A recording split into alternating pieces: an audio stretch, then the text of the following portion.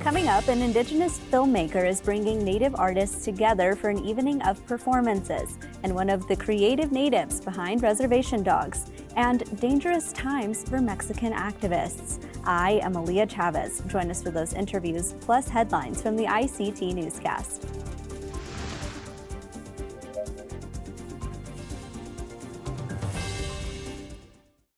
This program is made possible by the Corporation for Public Broadcasting, a private corporation funded by the American people. The Walter Cronkite School of Journalism and Mass Communication at Arizona State University is honored to be a supporter of Indian Country Today. ASU offers the only online undergraduate digital media literacy degree, teaching students how to recognize and combat inaccuracies on all platforms. They are using cutting-edge tools and tactics to separate fact from fiction in a digital world overloaded with misinformation. Learn more at cronkite.asu.edu.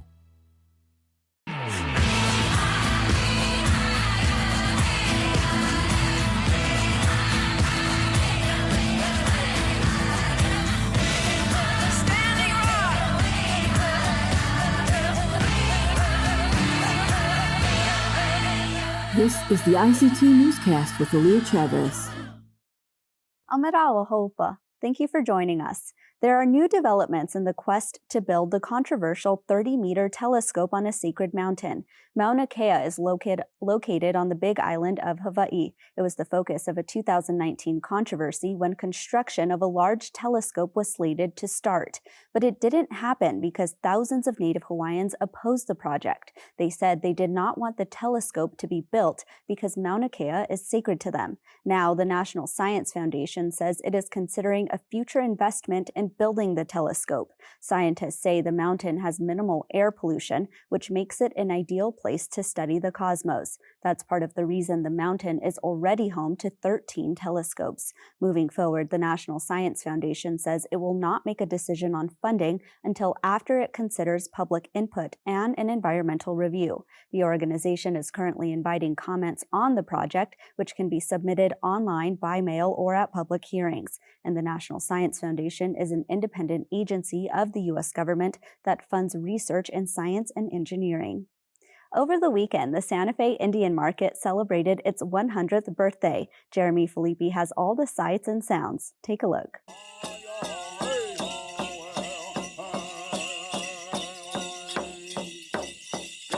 It feels good to see other Native people and to learn and to know that, when it feels like you're invisible, you're not. I haven't seen these friends a long time ago, and the only time I see them is Indian Market here. They look me up and they see me and give them a hug again. I don't see them until maybe 2 years later. Compared to last year, there's a lot more people, which is always good, especially since it's 100th year. There's a grand sense of culture, and there's people all around interacting, intermingling with all this, Native American culture. Rarely do you see space where there's a bunch of artists who get to present themselves and, in their own way. I took a second place with a sculpture over there. I call it Talking God, and this one, Rainbow for Life. I took a first place on that one, which I'm grateful for. There's just amazing artists around. I was didn't just enter it, and luckily, the judge was on my side, I guess, I got to run into so many family from different tribes as well as my tribe, and it's a beautiful thing. It's like seeing people I haven't seen in a long time. It's an enjoyable thing to do, and it's beautiful. It's worth it. I've been here ever since I was a kid. Dad's done the market for quite a long time. I'm just intending to keep doing it. Why not? It's fun. In Washington state, a new Native-owned restaurant is serving what it calls Native American comfort food. The main item in most of the dishes is fry bread, and customers are describing it as fast, fresh, and filling. The menu is based on things you'd find being served at any powwow or Native family gathering. Yakima citizen Jenny Slagle is the owner of Indigenous Eats. She says she hopes to blend the traditional with contemporary when it comes to Native food and culture. When you walk in, I want visitors to hear the powwow music, the Native music playing. I want them to hear laughter. I want them to see people in brown people in our spaces, and really just kind of have that feeling of gathering. And if you're in the Spokane, Washington area, Indigenous Eats is open daily from 11 a.m. to 8 p.m. Now to Colorado, where an upcoming show is aiming to push the needle closer toward decolonization. In Denver, a new all-Indigenous drag show is called Wagon Burners. It is sponsored by Illuminative, which is a Native women-led social justice organization whose mission is to build power for Native people. The idea for the show's name, Wagon Burners, comes from when Indigenous people burned the wagons of colonizers who descended on their lands. The drag performers say they plan on using that idea throughout the show. It is hosted by Chickasaw citizen Landa Lakes and Dene citizen Lady Shug. It will also showcase Denver's Miss Earthquake and Buffalo Barbie, who are both from the Navajo Nation, along with other local Indigenous drag artists. The show will take place on Friday, August 26th. And those are the headlines for the ICT Newscast. Coming up, meet Ryan Redcorn, one of the Native creatives behind Reservation Dogs, and activists in Mexico faced perils. But first, filmmaker Missy Whiteman joins the show to talk about the next phase of her Trickster cinematic universe. Stay with us.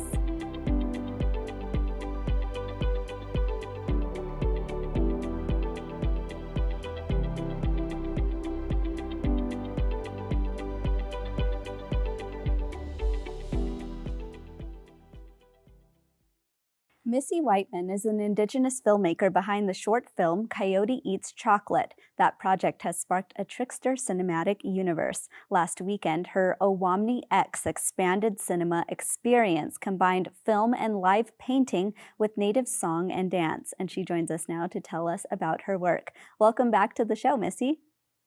Hi, thank you so much for having me. I wanted to thank everyone here, and also just for clarification, it's The Coyote Way Going Back Home, which is a short sci-fi docu-narrative film, which premiered, made its official premiere at Owamni Restaurant in Minneapolis, near Owamni Sacred Site. I definitely want to get to that project, but I want to start from the beginning with Coyote Eats Chocolate. Tell us about how that project came to be and where you got that idea from. Sounds good. The beginning is always important. When I was younger, I actually had a story that my dad would tell me, and it was about Coyote eating bulbs up a tree. He would crawl up a tree and the tree would talk to him, as you know, it does in trickster stories. And the tree told Coyote, don't eat those bulbs because something really bad is going to happen to you.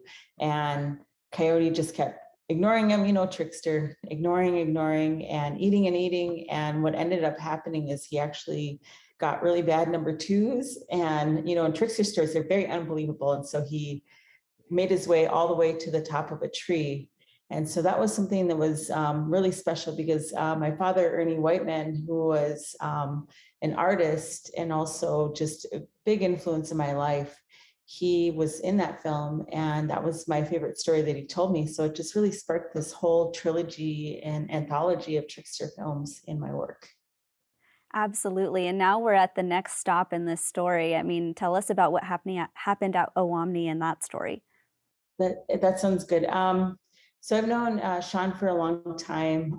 When he first started to cater Indigenous foods in the Twin Cities, my father also worked at the Dream of Wild Health Farm in Hugo, Minnesota, which is a large organic farm which works with Native youth to help them to learn about food sovereignty, growing foods, and also how we can support one another as a community and giving access to food. So the second part to that is that Sean was also connected to the farm, and now this farm actually gives food to Sean. And this relationship has been for a long time. And really, he's been a big supporter of the film behind the scenes. And so we had an opportunity to have expanded cinema. What expanded cinema is taking all of these elements of fine arts, for example, performance art, spoken word, hip hop, music, live score, film, and bringing it to the people, or bringing it to spaces that are other than museums or institutions, which sometimes a lot of our people don't feel comfortable in. But it's really bringing the story to the people, these experiences to the people. And so this is what we did last weekend. And had you ever done anything like this before? Yes, we have. This is our third expanded cinema experience. So we had our first one in 2019, right before 2020, at Indigenous Roots in St. Paul. And the backdrop was the Coyote Way going back home. And then we had one at McAllister College, Powwow X, this one, and the next one will be in Massachusetts this Saturday. You know, something that always strikes me about producing a live show is that there's so many different parts that go into it. Maybe talk about what inspires you to do this work. I feel that I'm really surrounded by amazing artists and amazing people who have good hearts, good intentions. And since we're moving to a space of healing through arts and looking at what does that look like from a traditional perspective, it's really important for me to align with people who are not only excellent in their craft, meaning they can bring all of these elements of contemporary life, being a Native artist, and also our traditional values and beliefs, and also the intention of looking at the future and also looking cross generations. And so if we are bringing together these events, you know, we all have the same mind, we all have the same intention. And so what the audience experiences is a healing experience. And if we're looking at Awamini as a sacred site and we're having all of these intentions, we're really taking back land in a way, but through art, if that makes sense. So it's more of a land back through art, but incorporating healing with that, because I feel like we're activists in some sort of way, but we also understand how powerful art is for our people. And as we know, there is no word for art. Absolutely. Well, moving forward, tell us what projects you have coming up and where we can find them. Definitely. I'm on social media. I'm on Instagram, Missy Whiteman. Anything there, I usually post what we're doing. You can also do Google search. Currently, I am just focused on this project so far. We'll be working on also a 360 music video. So with these expanded cinema, we also include 360 AR, VR, which is also part of the Coyote Way trilogy. And it really looks at Charlie, the main character, in his life and the environment that he lives in, which is Little Earth. So yeah, we're really excited to move into virtual reality 360, but to do it, to indigenize it and tell it in our own way. Virtual reality is so cool. Missy, thank you so much. Thank you for having me.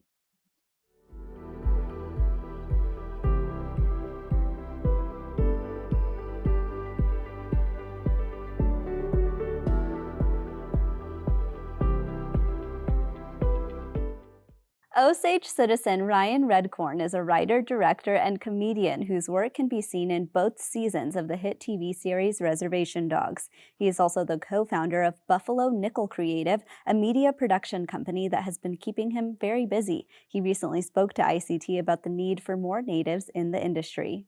Yeah, so there's a lot of communications work in Indian country across from private to public pieces, tribe, privately owned businesses, casinos, native nonprofits, and now broadcast television. And most of that work is being performed by non-Indians.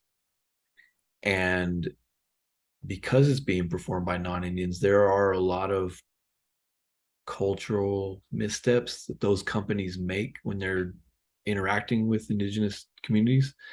And because we're one of the only, Native owned and operated media production companies, we don't have those problems. And so our clientele are generally repeat clientele, year in, year out clientele. And the biggest hurdle to growing my business has been the capacity of finding people that can do that type of work. The work is there, and the work can be done remotely. So even with Reservation Dogs, I was able to participate in the writer's room without leaving my reservation. And a lot of media production work can be done similarly. If you're an editor, obviously shooting and production stuff, you have to be on site. But if you're doing graphic design or you're building websites or you're doing logos or t-shirts or pamphlets and stuff like that, a lot of it can be done remotely. And I did a lot of it remotely, by myself for years and years and years for different tribes. But there's an incredible need. And I think with Reservation Dogs, you see the end product. A lot of people see the end product. Ryan spoke more about the benefits and positives of working with natives on and off camera on a production. What people don't see is the incredible crew that supports that. And that crew is made up by a lot of Indigenous people from across the country. People that are coming in to work on the show. And there's a sense of family to that. And, when you have that many Indigenous people together, you don't have to spend so much time explaining why you're doing what you're doing and how you're going to do it and why you're doing it the way you're doing it. And, if you're from a community this is also, even if you're an urban native and you have been cut off from your community and you have these specialized skill sets within this atmosphere, at least with Res Dogs or my company, being surrounded by Indigenous people, you get access to that. And you get access to communities that you may have, maybe even your own community that you may not have access to, or just to get to be around Indian people is mostly nice, except for when they're not being nice. One of Buffalo Nickel Creative's biggest success stories is Riker Six Killer. Ryan spoke about where you can find him in Reservation Dogs. Yeah, he's in season 1. You have to go back to any fight scene that's in season 1. So I think he gets knocked out by Gary Farmer. If you have to really stop the frame to see him, he gets knocked out by Gary Farmer in 2 different cuts of a bar fight scene. And then he also gets dropped by Willie Jack in the MMA sequence. So he was doing a lot of stunt work in season 1 too. This is Oklahoma, man. I mean, it's just us down there.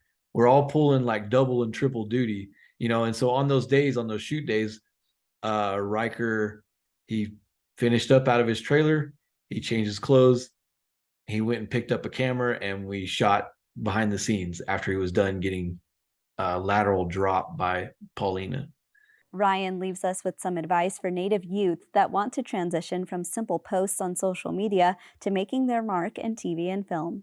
Well, I tell them a lot of things.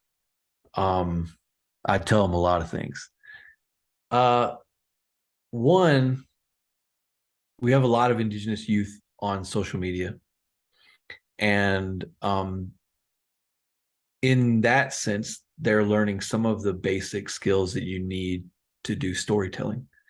Some of that's shooting, some of that's editing, some of that's just making jokes and doing comedy. You need all of those pieces, or being dramatic, or being well read, or being understood, to understand what you're talking about. All those skills are totally transferable to these other spaces. And maybe it feels like the extent of the reward is just social media and people liking your stuff.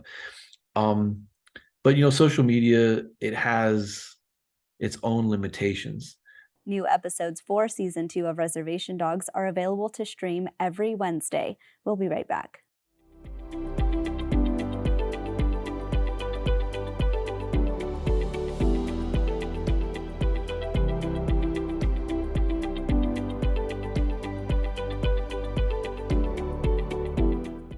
The killing of Indigenous people, land, and environmental defenders is a chillingly common occurrence in Latin America, and Mexico is one of the world's most dangerous countries for activists. ICT's Karina Dominguez reports on these vicious attacks against Mexican women journalists, human rights defenders, and land campaigners. Welcome, Karina.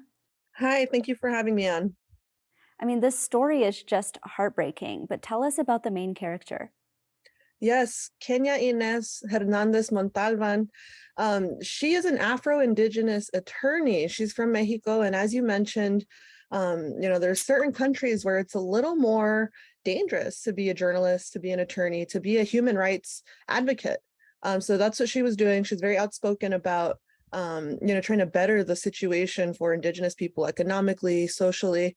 But by one account, one nonprofit organization called Global Witness, they actually have been tracking these attacks and killings of land defenders, and Colombia, Mexico, and the Philippines have all been known to be some of the deadliest countries. So she was from Mexico. She came from a smaller community. It's called the Nomada, but they're also known as the Amuzgo people. Amuzgo is a name that they got post-colonization, but they refer to themselves as the Nomada people. And so that's along like the Oaxaca, Guerrero area. So she was an attorney, and she is an attorney. She's still alive. She's in a maximum security prison. But a lot of this started when there was another I don't believe he was Afro-Indigenous, but another attorney who was from that same community. His name was Arnulfo Soriano, and he actually went missing. So there was a huge, I guess you could say, like, movement to press the local authorities to do an investigation, a proper investigation into his missing report. So he was actually on his way to go speak at an event, at an Alcoholics Anonymous event. He was going to talk to some folks there, and he never made it to that event. And so with the lack of response from the police, Hernandez and other people from the community, peacefully demonstrated in the streets to call for that investigation to find him. So his body was found, unfortunately, November 20th, 2019. It was in an area in Guerrero, in the state of Guerrero, and they found him under several tons of soil. And according to Hernandez's attorney, who was the one I spoke to for this article, Antonio Lara Durque, he says that there was evidence that he was buried alive. So Hernandez had already been very vocal, very active in the community, but that death kind of galvanized, her and the entire community into more demonstrations. And, they just kind of built off of that, to call for, better education, employment, because they have one of the highest unemployment rates. So yeah, it had been something that kind of snowballed into an even bigger situation. So they were, one thing that's really common in these Latin American countries is when they're protesting, a lot of times they like to shut down these toll booths. And so that is a really interesting part, because they will let cars through, but they want to actually request a donation. Instead of paying that toll, they're requesting cars actually pay them so they can support their movement. And so they had done that, and that was, like I said, very common way for these movements to gain funding, so that they can stay, relevant. So she had been engaged in organizing some of these, and so the local authorities arrested her for one of these types of protests, and it's been gaining a lot of international attention. Even the Clooney Foundation, so George Clooney and Amal Clooney, they actually commissioned a report to talk about her situation. So they worked with the American Bar Association to help fund this report, to basically call attention to all the human rights violations that she's currently facing. They're subjecting her to unjustified detention, they say, and the prosecution and the conviction. They're saying all of this has been very flawed throughout the whole legal process. So they go into great detail about that. And there's a link to that in the article that I wrote. So yeah, definitely check that out. But very, very dangerous situation going on over there. You mentioned international organizations who are stepping in and talking about this. Has the UN said anything? Yeah, so at the very beginning of the process, when I talked to Antonio, Hernandez's attorney, he did say that, when this all had first kind of started, they did make some special requests. So the United Nations, they have something known as the United Nations Rules for the Treatment of Women Prisoners. So based off of this international rule, they sought to give her non-custodial sentencing. They were looking to keep her out of prison because she's got 2 young children who rely on her. She's their main provider. So, under this United Nations rule, it requests that the judge, consider the fact that, there are children involved here and trying to keep that family together. But they're saying that this UN gender perspective doesn't apply to her. And this is what the judge said, because she's too intelligent and insufficiently submissive. So basically, they're just saying she is going to get out and she's going to continue to advocate and doing these things that they don't want her to do. And so Antonio, he said, this is very clear evidence that, they're just trying to silence her. They're trying to silence any kind of dissenters, anyone who doesn't listen to, what the state wants here. So it's really, I think, an attempt to, silence other activists who are demanding better living conditions for people. We understand you'll continue following this story, but in the meantime, thank you so much. Thank you. And that's a slice of our Indigenous world. For all the latest, visit ictnews.org. From all of us in the newsroom, stay safe, my relatives. Sometimes you got to take a stand just because you know you can. Oh, you got to run, you got to run.